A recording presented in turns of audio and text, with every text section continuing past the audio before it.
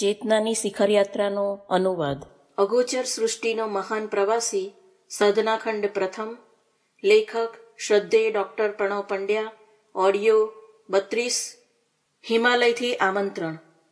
વિક્રમ સંવત 1985નો ચૈત્ર માસ ચાલુ થઈ ગયો હતો. તે પહેલા કારતક મહિનાથી નવી સંવત શરૂ થયાના 5 મહિના આમ જ પસાર થઈ ગયા.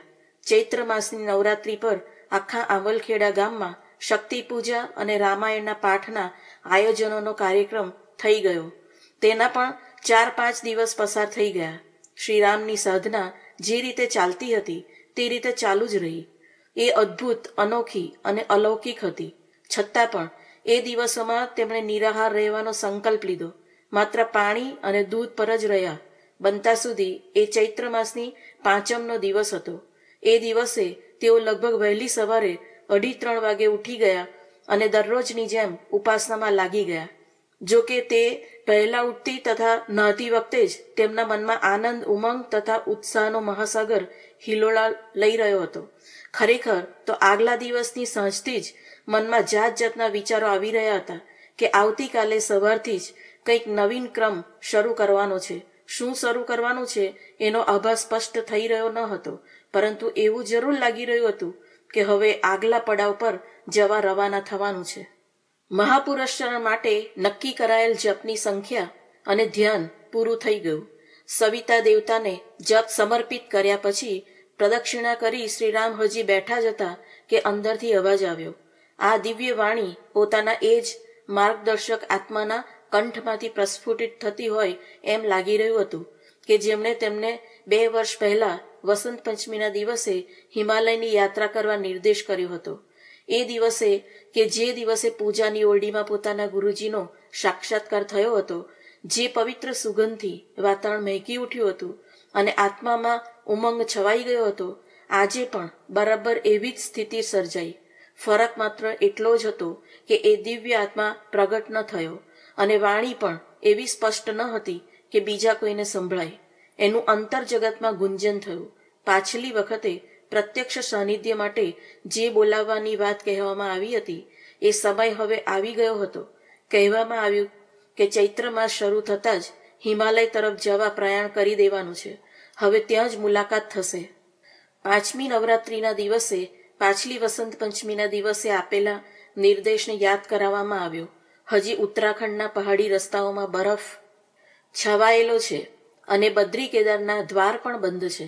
લગભગ આ મહિનામાં ત્યાંના દ્વાર ખુલશે. આ યાત્રાની તૈયારી કરવામાં અને ત્યાં સુધી પહોંચવામાં આટલો સમય તો લાગી જ જશે. આ બધા જ પવિત્ર સ્થળોનો પ્રવાસ ખેડતા ખેડતા આગળ સુધી પહોંચવાનું છે.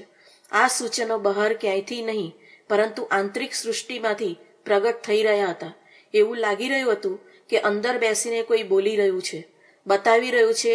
એ પ્રેરણા યા નિર્દેશ અંગે લાંબા સમય સુધી વિચારતા રહેવાનો કોઈ અવકાશ ન હતો. સ્ફૂર્ણા સંકલ્પ બની ગઈ હતી કે હવે ચાલવાની તૈયારી કરવાની છે. સંધ્યા સમયના જપમાંથી નિવૃત્ત થયા પછી તરત જ તાઈજીને કહેવામાં આવ્યું કે આજે મને મારા ગુરુદેવ તરફથી આદેશ મળ્યો છે. શું આદેશ મળ્યો છે? તાઈજીએ પૂછ્યું. થોડા સમય સુધી તેમના સાનિધ્યમાં રહેવાનું છે, શ્રીરામે જવાબ આપ્યો. હવે તાઈજીને શ્રીરામ અંગે મનમાં કોઈ શંકા જ રહી ન હતી કે તેઓ હિમાલય ચાલ્યા જશે અથવા બીજે ક્યાંય ચાલ્યા જશે અને પછી ક્યારેય પાછા નહીં ફરે યા સાધુ સંન્યાસી બની જશે. તેમણે પૂછ્યું, કેટલા દિવસ માટે જવાનું છે? શ્રીરામે જવાબ આપ્યો, એ તો મને ખબર નથી, પરંતુ મને લાગે છે કે તેઓ મને 4-5 દિવસ પોતાની પાસે રાખશે. આવવા જવા માટે બીજા 10-12 દિવસ થશે. આ જવાબ સાંભળી તાઈજીના ચહેરા પર રજા આપવાનો ભાવ પ્રગટ થયો. પછી તેઓ બોલ્યા, ઠીક છે, જો 2 અઠવાડિયાનો સમય લાગતો હોય તો એટલા દિવસ માટે સંપૂર્ણ વ્યવસ્થા કરીને જ જા. પછી થોડું અટકીને બોલ્યા, આ બાજુ તો ઋતુ બદલાઈ ગઈ છે. ગરમીના દિવસો શરૂ થઈ ગયા છે, પરંતુ તું જે દિશામાં જઈ રહ્યો છે ત્યાં હંમેશા ઠંડી રહે છે. ઓઢવા, પહેરવા તથા પાથરવાની ચીજ વસ્તુ લઈ જવામાં બેદરકારી ન દાખવતો. ઠંડી માટે પહેરવાના કપડાં પોતાની સાથે જ રાખજે. તેઓ તો અટક્યા વગર એક જ શ્વાસે બોલી રહ્યા હતા, તું શું લઈ જવાનો હતો? હું બધો સામાન મારી જાતે ભરી દઈશ. અને સાંભળ, પેલા પંડિતજી પાસે જઈને પૂછી લે. તેઓ અવારનવાર હરિદ્વાર, ઋષિકેશ જતા આવતા રહે છે અને ઉપર છે ગંગોત્રી સુધી પણ જઈ આવ્યા છે. ત્યાંના રસ્તાઓ અંગે પણ તેમને પૂરતી જાણકારી છે. સાચી સલાહ તને ત્યાંથી જ મળશે. શ્રીરામે તાઈજી સાથે હિમાલયવાસી ગુરુદેવ તેમના દર્શન અને ભાવિ નિર્દેશો અંગે વધુ કોઈ ચર્ચા કરી ન હતી. 2-4 વાર તૂટક થયેલ વાતચીત દરમિયાન તેમણે માત્ર આટલું જ જણાવ્યું હતું કે તેમના ગુરુદેવ હિમાલયમાં ક્યાંક રહે છે. તેઓ ગમે ત્યાં આવી જઈ શકે છે, પોતાને અંતર્ધ્યાન કરી શકે છે, પ્રગટ પણ થઈ શકે છે, વગેરે વગેરે. જ્યારે તેમણે કહ્યું કે મારા ગુરુદેવનો સંદેશો આવ્યો છે, ત્યારે તાઈજીને સમજતા વાર ન થઈ કે શ્રીરામ પોતાના પેલા સિદ્ધ ગુરુ અંગે બતાવી રહ્યા છે. હવે એમનો વિશ્વાસ દ્રઢ બની ગયો હતો કે શ્રીરામ તેમને ક્યારેય પણ દૂર નહીં કરે અને ન તો બાવો કે જોગી બની જાય. તેમણે તો પોતાના ચિરંજીવને હિમાલય તરફ પ્રસ્થાન કરવા મંજૂરી આપી દીધી. શ્રીરામના સંબંધમાં દૂરના કાકા લાગતા પંડિત ધર્મદીને તેમને કહ્યું, ભાભી, આપ તેને એકલા ક્યાં જવા દો છો? ક્યાંક તેને કોઈ સાધુ સંન્યાસી વૈરાગની પડીકી ન પીવડાવી દે. તાઈજી આ રમૂજભરી સલાહ પર હસી હસીને બેવડ વળી ગયા. પછી તેમણે એટલું જ કહ્યું કે તેનો રસ્તો ખૂબ જ સુગમતાથી કપાઈ જાય, તેને કોઈ વધારે મુશ્કેલી ન પડે એવી કોઈ શિખામણ આપી શકો તેમ હો તો આપો. શ્રીરામ જેવી રીતે જઈ રહ્યો છે એ જ રીતે તે પાછો ફરશે એવો મને પાક્કો વિશ્વાસ છે. તાઈજીને બીજા અનેક લોકોએ પણ શ્રીરામને એકલા ન જવા દેવા યા હિમાલયથી બચવા રહેવાની સલાહ આપી દીધી.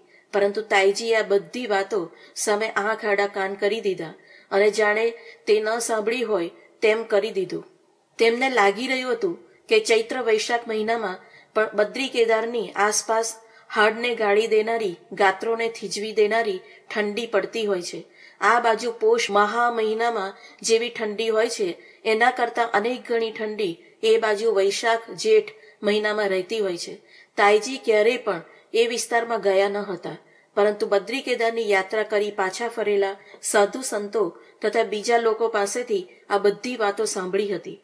એટલા માટે તેમણે શ્રીરામને ઠંડીના સમયે જે ગરમ ચીજ વસ્તુઓ ખવડાવતા હતા તે આપવાની ચાલુ રાખી. આ આહાર તેઓ ચૈત્ર માસની નવરાત્રી પછી બંધ કરી દેતા. આ ચીજ વસ્તુમાં ખાસ કંઈ ન હતું. તાઈજીએ તેમને મધ, આદુ, ગોળ, મગફળી, તલ વગેરે ચીજો ખવડાવવાની ચાલુ રાખી. તેમને માટે હિમાલયની યાત્રાનો અર્થ બદ્રીનાથ તથા કેદારનાથ સુધી મર્યાદિત હતો. બહુ તો ગંગોત્રી અને યમનોત્રી સુધી પણ જઈ શકે, પરંતુ એ ખૂબ આગળની વાત હતી. શ્રીરામે જ્યારે તેમને કહ્યું કે હિમાલય જવાનું છે ત્યારે તેઓ માત્ર કેદારનાથ સુધી જ સમજ્યા હતા. ન તો તેમણે શ્રીરામને કંઈ વધુ પૂછપરછ કરી કે ન તો શ્રીરામે તેમને કંઈ બતાવ્યું. તેમણે સ્વયંને પણ ખબર ન હતી કે હિમાલયની યાત્રાનું આમંત્રણ કયા વિસ્તાર સુધી પહોંચવા માટે છે. તાઈજીએ લોકોને પૂછીને મોટા 2 થેલામાં સુતરાઉ અને ઊનના ગરમ કપડાં ઉપરાંત મોજા, કપડાના બૂટ, કામળો, લાકડી, મીણબત્તી, ટોર્ચ વગેરે સામાન બાંધી દીધો. કોઈએ કહ્યું, શ્રીરામને ટ્રંક આપજો, એમાં જ બધો સામાન ભરી દેજો, તે વધારે સારું રહેશે, વરસાદ વગેરેથી ભીંજાશે પણ નહીં. તો તાઈજીએ જવાબ આપ્યો, એ પેટી એટલી બધી ભારે છે કે તેને ઉઠાવતા જ છોકરો થાકીને લોથપોથ થઈ જશે. હવે રહી વરસાદની વાત, તો છોકરો પોતાના શરીરને જ્યાં છુપાવશે ત્યાં સામાન પણ થેલામાં સલામત બની જશે. યાત્રા માટે વિદાય આપ્યા પહેલા તાઈજીને છત્રી યાદ આવી ગઈ. હવેલીમાંથી તે શોધી કાઢી, શ્રીરામને પકડાવી દીધી. આ બાજુ શ્રીરામ પણ હિમાલયના પ્રવાસ માટે સંપૂર્ણ રીતે સુસજ્જ હતા. ઓછામાં ઓછો સામાન. શ્રીરામને તાઈજીએ વાત્સલ્ય અને પ્રેમપૂર્વક જે સામાન બાંધી આપ્યો હતો એ કંઈ વધુ પડતો ન હતો. વજનની દ્રષ્ટિએ જોવા જઈએ તો માંડ એકાદ મણ અર્થાત 20 કિલો જેટલો હતો. જ્યારે તેઓ 23મી એપ્રિલના દિવસે ઋષિકેશ આવી પહોંચ્યા ત્યારે તેમને એવું લાગ્યું કે આ સામાન કંઈક વધારે છે. એ જ દિવસે સાંજે ગંગાના પવિત્ર તટ પર બેસી ધ્યાન કરવા યોગ્ય જગ્યા શોધી લીધી. એપ્રિલના અંતમાં ઋષિકેશની આસપાસનું વાતાવરણ ઉષ્માભર્યું બની જાય છે. ઠંડી બિલકુલ ઓછી થઈ જાય છે. જો કે ગરમીનું આગમન પણ પૂરેપૂરું થયું હોતું નથી. આજે તો યાત્રાળુઓનો પ્રવાસ 12 માસ ચાલુ રહે છે અને ઠંડી ગરમીથી બચવા માટે મોંઘા કે સસ્તા તમામ સાધનો સરળતાથી મળી જાય છે. પરંતુ આ તો ઈસવીસન 1927-28ની વાત છે, જ્યારે આજના જેવી પરિસ્થિતિઓ ન હતી ત્યારે ગરમ કપડાં સાથે લઈ ચાલવું આર્થિક પરિસ્થિતિ સારી હોવાનું દ્યોતક સમજવામાં આવતું. મધ્યમ શ્રેણીના અને તેનાથી કંઈક વધુ સારી આર્થિક સ્થિતિ ધરાવતા લોકો પણ તડકામાં શરીર શેકવાને યા આગ પાસે ઊભા રહી તાપવાને ઠંડીથી શરીરનો બચાવ કરવાની એક રીત માનતા.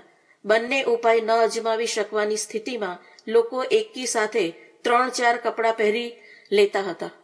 હેમાદ્રીના ઉત્તુંગ ગિરિશિખરોની કટી મેખલા પર ઉગેલી લીલીછમ વનરાજે નમળો વળાંક લઈ કલકલ વહેતી ભાગીરથી જાહ્નવી ગંગાના શ્વેત ધવલ શીતળ નિર્મળ નીરમાં અલપ ઝલપ જાય ઢોળતી મનને અલૌકિક અવર્ણનીય આનંદથી પ્રફુલ્લિત કરી રહી હતી. આખા દિવસની રઝળપાટ કર્યા પછી થાકનો અનુભવ કરી રહેલા હજારો રત્નો જડિત સુવર્ણ રથારૂઢ ભગવાન ભાસ્કરે અસ્તાંચલ પર આવી ડોકિયું કર્યું.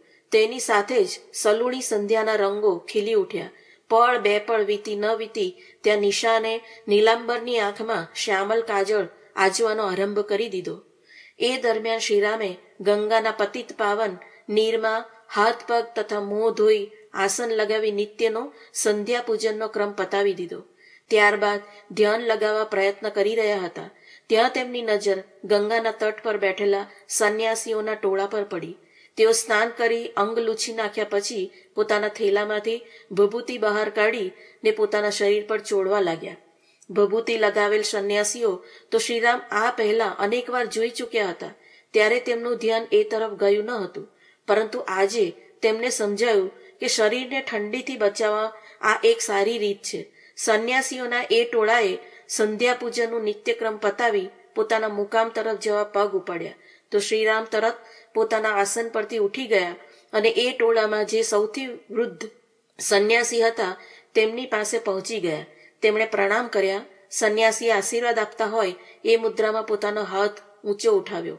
શ્રીરામે તેમને પૂછ્યું, મહારાજ, આપ કઈ દિશામાં જઈ રહ્યા છો? સંન્યાસીએ બતાવ્યું કે તેઓ બધા બદ્રીનાથ તરફ જઈ રહ્યા છે.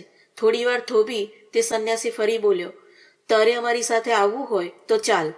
એકલો હોય તેવું લાગી રહ્યું છે. સાથે સાથે ચાલવાથી વાટ સારી રીતે કપાઈ જશે. થોડીક ભજન, ભક્તિ, જ્ઞાન તથા ધ્યાનની વાતો પણ થતી રહેશે. શ્રીરામને લાગ્યું કે એ સાધુ કંઈક વધુ પડતો બોલકણો છે.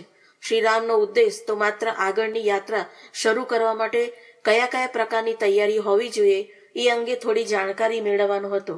તેમણે કહ્યું કે ના, મારે બદ્રીનાથ જવું નથી. તો ક્યાં જવું છે?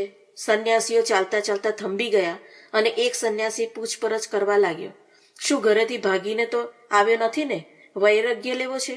અહીં તું ક્યાં રહે છે? ક્યાંનો રહેવાસી છે? મંડલેશ્વર જેવા દેખાતા એ સાધુએ એકી સાથે ઢગલાબંધ પ્રશ્નોની ઝડી વરસાવી. શ્રીરામ એકી સાથે પૂછાયેલા આટલા બધા પ્રશ્નોના કારણે જવાબ આપતા જરા અચકાયા. તેમને એવું લાગ્યું કે મેં આને ખોટું પૂછ્યું. તેઓ બોલ્યા, ક્ષમા કરો મહારાજ, મારાથી ભૂલ થઈ ગઈ. મેં આપનો સમય વિના કારણે જ નષ્ટ કર્યો છે. બચ્ચા, વ્યર્થ ગ્લાનીનો અનુભવ ન કર. તું શું પૂછવા માંગે છે એ હું સારી રીતે જાણું છું. પેલા સંન્યાસીએ કહ્યું. શ્રીરામ કોઈ પણ પ્રકારનો જવાબ આપ્યા વગર એક જ ધ્યાનથી પેલા સાધુ તરફ નિહાળી રહ્યા. એ બોલ્યો, જેના આમંત્રણથી અહીં આવ્યો છે એની ઉપર વિશ્વાસ રાખ. એવો જ તને જ્યાં પણ લઈ જવાના હશે ત્યાં આવી લઈ જશે. કોઈનો સંગાથ શોધ્યા વગર એકલા જવું જ શ્રેયસ્કર છે.